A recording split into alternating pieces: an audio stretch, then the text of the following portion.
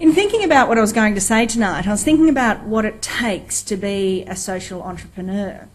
And I've been very fortunate through a number of different roles to know a number of social entrepreneurs and have been in a position to support them and work with them, and I have a huge respect for social entrepreneurship. But for me there seem to be three key characteristics, attributes that reflected the people that I know who have done this sort of work. And the first one is obviously vision. Having that vision, the passion and of knowing what you want to achieve, why you want to achieve it and how you're going to achieve it. And that vision is, I think, absolutely fundamental in terms of successful social entrepreneurs. But then you also need tenacity. The ability to roll the sleeves up and do the work that it takes to actually make that vision and that passion a reality to actually happen. And the third thing that I think it also takes is courage.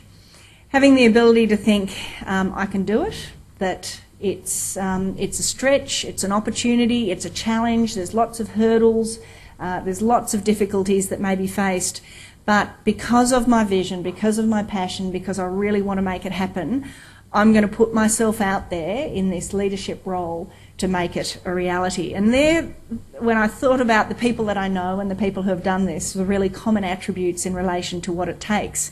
And I know those who have been through the process and who will go through the process will also have those attributes. So what Crunch does that I think is so important is it takes that potential and with it puts some money alongside, put some skill building alongside, put some mentoring alongside, so that those talented, passionate, visionary individuals can actually be helped along the path of realising that vision and making it a reality. And the fact is, we desperately need social entrepreneurs. It's interesting now looking at it from the perspective of government, because government is largely highly risk adverse. And, you know, you can blame some of that on the media, you can blame some of that on the nature of the role opposition takes, and having been there, I know full well what that is. But government naturally is risk adverse and becoming more risk adverse, which is something I think we need to work on. But supporting social entrepreneurship is actually a way that government can be challenged and also can be shown about where things need to go next in terms of policy and funding and support. Because what social entrepreneurs do is they identify and see gaps. They push the boundaries to fill those gaps. They challenge conventional thinking about how to actually change the outcomes, and then they show those outcomes that can be delivered.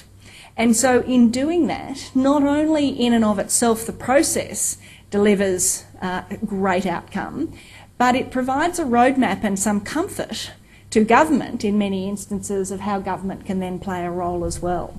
So I think social entrepreneurship is so critical at this time, where we know we're facing increasingly higher pressures in terms of social outcomes in our community and the social needs.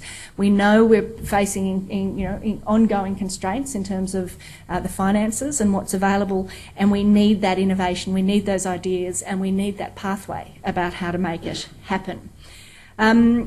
I think social entrepreneurship is now gaining some momentum as well. Now, obviously, Social Traders is doing a great job. Social Ventures Australia. There are, a number of organisations that are working, often collaboratively, to make it a more common part of the lexicon. Entrepreneurship used to be one of those things that was, Alan Bond, and we didn't want to talk about it. But I think social entrepreneurs, as more people understand what's happening, are being elevated in terms of the respect, in terms of the support, in terms of the recognition of what they actually achieve.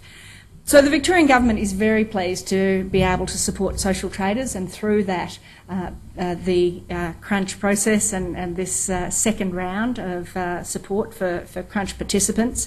I want to thank all of you who have participated and who will participate for your vision, for your tenacity and for your courage to put your hand up to undertake this process, to be on a pathway to make a real difference for our community, and for knowing what you will be able to contribute for the future for the Victorians who we so need the ideas and the innovation that you will be bringing to it. So it's wonderful to be able to participate today, and I wish you all the very best for the process that you're about to undertake.